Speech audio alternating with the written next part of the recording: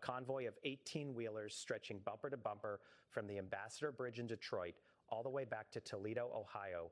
106 miles of frozen steel and diesel fumes, not moving, not inching, dead still. Every single truck carrying Canadian goods, auto parts from Ontario, aluminum billets from Quebec, potash from Saskatchewan, locked in place behind a wall of concrete, Jersey barriers, and Department of Homeland Security cruisers with their lights spinning silently in the gray February dawn. As of 6 a.m. this morning, Thursday, February 26th, the United States government has implemented a total physical blockade of all Canadian commercial traffic across every land port of entry on the northern border.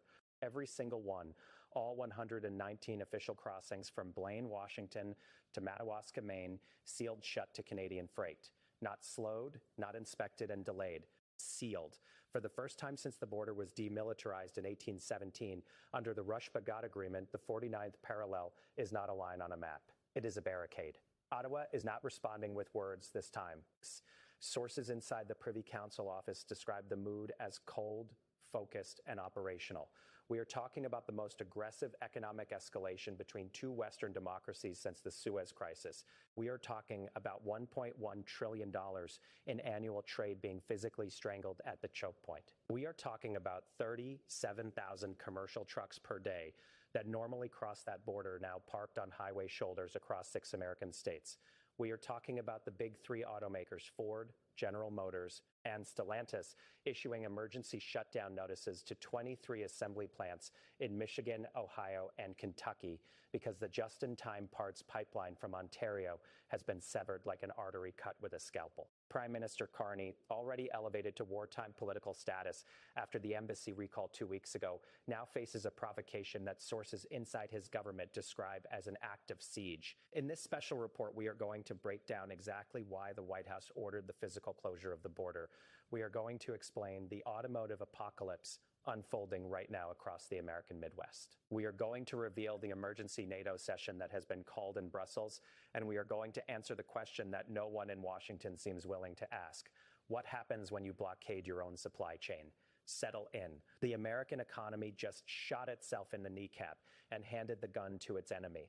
To understand why the White House made this decision, you have to go back 72 hours to the event that sent the Oval Office into a full meltdown. On Monday, February 23rd, at approximately 4 p.m. Eastern, the Canadian government executed what intelligence officials are now calling the Saskatchewan Protocol. Without warning, without negotiation, without any public announcement, the Canada Energy Regulator issued an emergency curtailment order reducing all petroleum exports to the United States by 40%, effective immediately. 40%.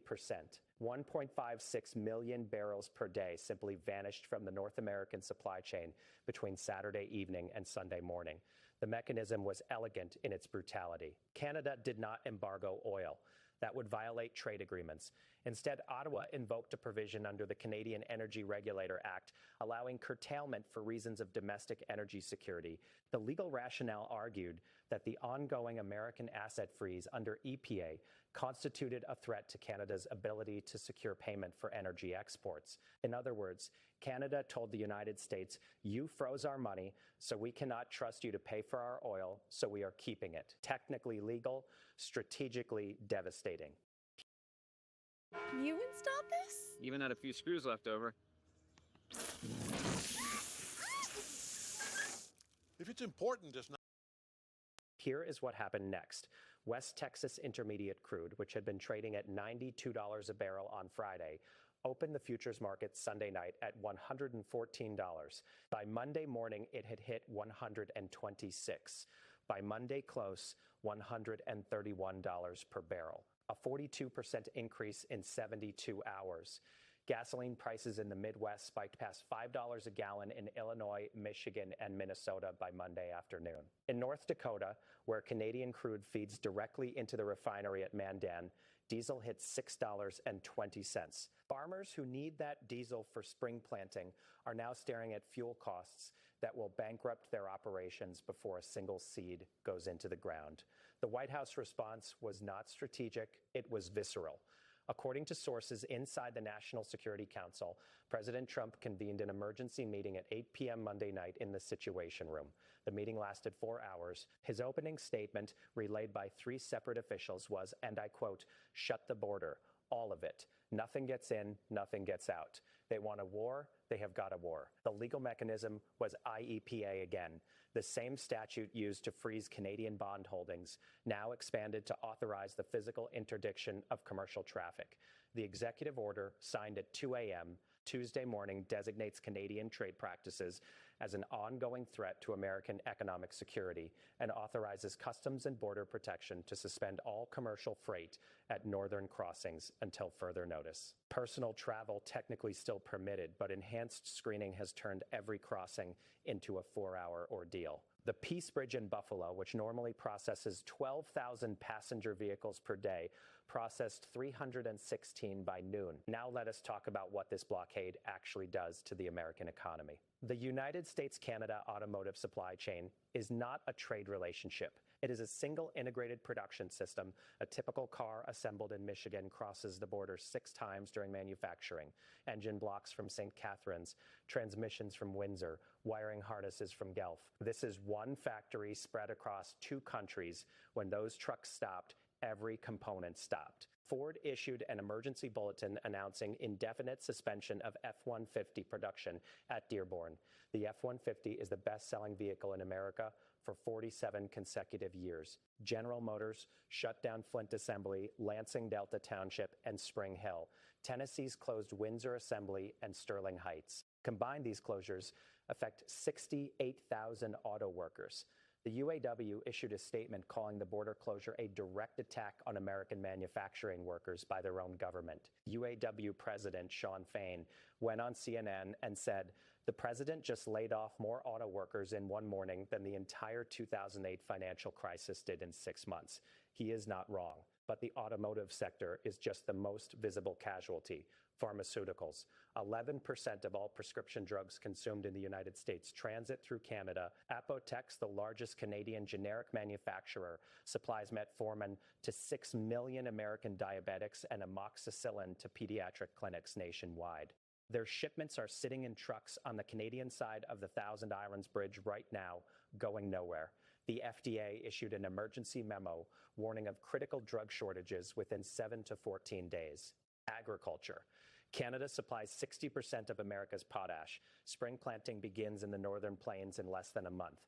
Without potash, corn and wheat yields could drop 20 to 30%. That does not mean expensive food. That means food shortages.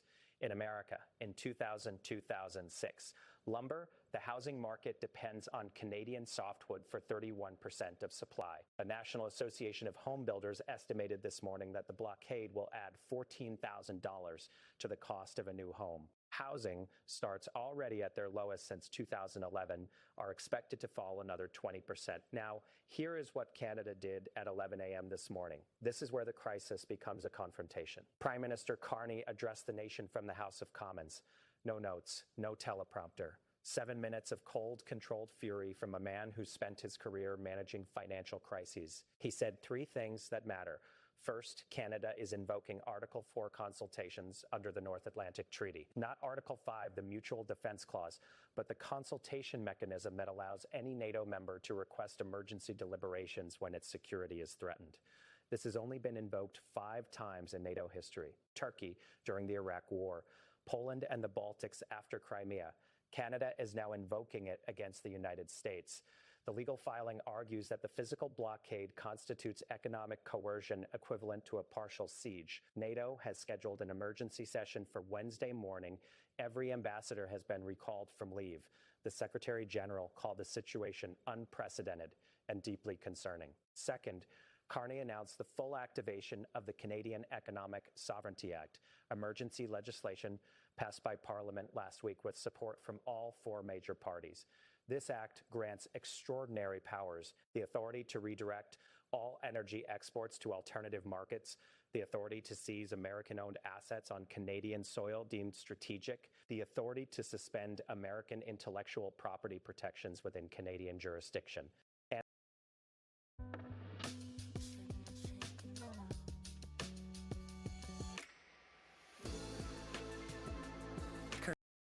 the authority to impose export controls on critical minerals. That last provision is the nuclear option. Canada controls significant global reserves of uranium, cobalt, nickel, and rare earth elements. The F-35 fighter jet, the Virginia-class submarine, the Javelin missile system all contain Canadian-sourced materials. If Canada cuts off strategic mineral exports, the Pentagon's procurement pipeline seizes within 90 days. Third, and this is the one that made currency markets convulse, Carney announced that the Bank of Canada will begin diversifying its foreign reserves away from the US dollar. Canada holds approximately $85 billion in dollar-denominated reserves. These will be systematically converted into euros, pounds, yen, and gold over 180 days. When a former governor of the Bank of England and the Bank of Canada tells you he is dumping the dollar, the world listens. The dollar index dropped 2.3% within 40 minutes. Gold hit $2,700. The Fed held an unscheduled emergency call at 1 p.m. The last time that happened was during the Silicon Valley Bank collapse. Let us talk about NORAD because it has deteriorated dramatically. 2 weeks ago, Lieutenant General Mark Gruber, the Canadian deputy commander, had been ordered by Ottawa to return to Canada but had not complied. He has now complied. As of 0600 this morning, Gruber departed Peterson Space Force Base aboard a Royal Canadian Air Force transport. He landed at CFB Trenton at 11:45 Eastern. The implications are staggering.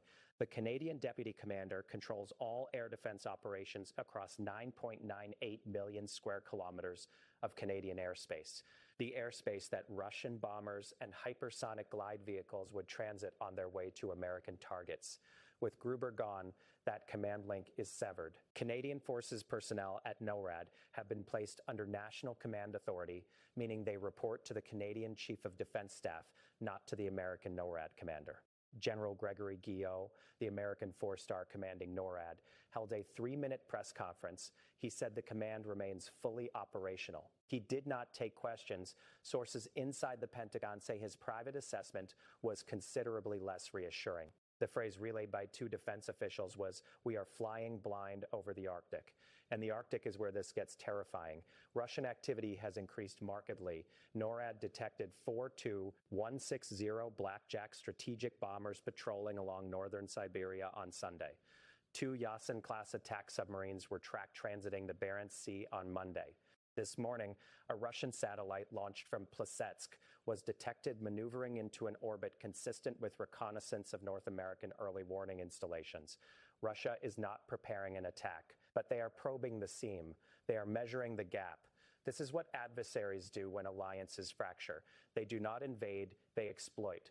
The domestic political fallout is reaching a critical threshold.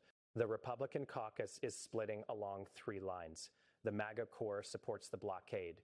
Representative Marjorie Taylor Greene posted, "Canada chose to be our enemy when they cut our oil. Now they face the consequences." That post has 47 million views, but the business wing is in open revolt. The U.S. Chamber of Commerce issued its most strongly worded statement in 112 years, calling the blockade economically catastrophic and strategically insane. The CEO said, "This administration has united American business, Canadian government, and European allies in a single shared conclusion that the United States has lost its mind." And then the governors.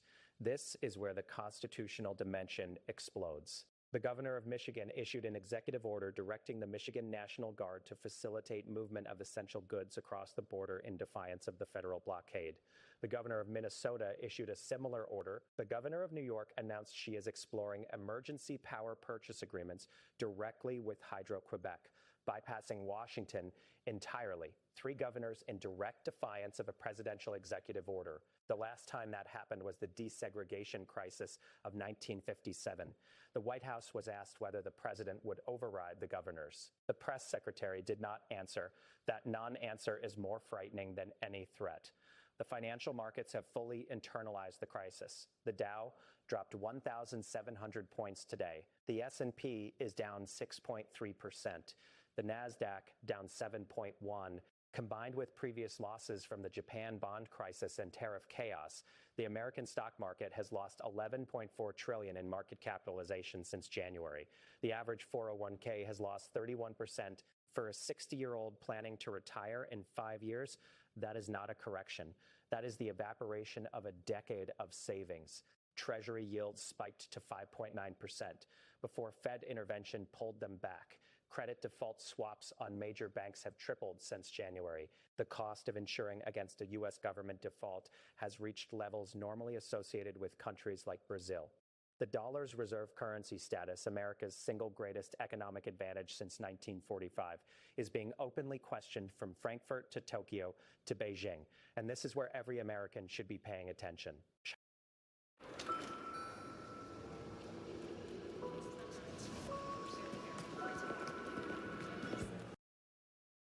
China is watching with the patient intensity of a chess grandmaster watching his opponent knock over his own pieces. Beijing has not issued a single public statement, but intelligence sources report intense diplomatic activity between Beijing and Ottawa. The Chinese ambassador requested an emergency meeting with Canada's trade minister on Monday. It lasted 3 hours. No readout was issued. Chinese state media ran one editorial in the Global Times.